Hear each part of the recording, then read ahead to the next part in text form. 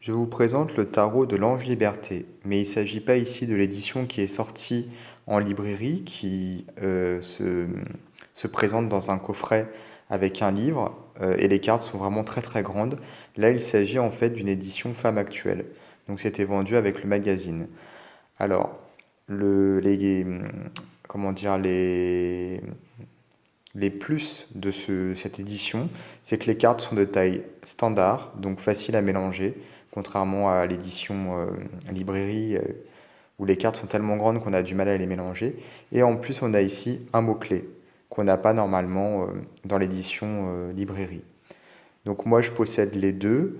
Malheureusement, j'ai pas sous la main mon autre édition, l'édition normale, donc je peux pas faire de comparatif puisque là, je suis pas à mon domicile. Cependant, je vous montre quand même les cartes de l'édition femme actuelle, qui sont tout aussi belles que celles de l'édition normale.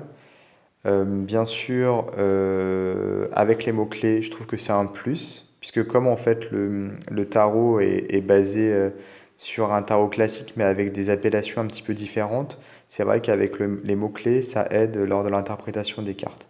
Donc c'est un jeu qui, pour ceux qui ne connaissent pas, qui a été dessiné par Mira et qui est basé sur le poème de l'Ange Liberté de Victor Hugo. Et donc le livre qui accompagne le jeu dans l'édition normale est vraiment très très beau, très bien fait. J'ai fait une review sur ce jeu. D'ailleurs, je vous conseille de regarder la review pour vous rendre compte.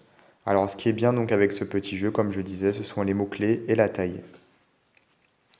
Pour une utilisation quotidienne, j'ai envie de dire, ce jeu est presque plus pratique.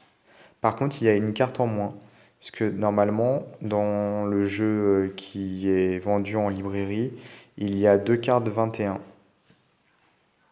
En fait, il y a le voyageur qui arrive au bout de son voyage et qui a accompli son évolution positivement et qui arrive à l'ange liberté. Mais on a également le voyageur qui a échoué en fait lors de son odyssée et donc qui n'arrive pas à l'ange liberté et qui recommence le début du jeu. Voilà. Donc c'est la différence entre les deux jeux.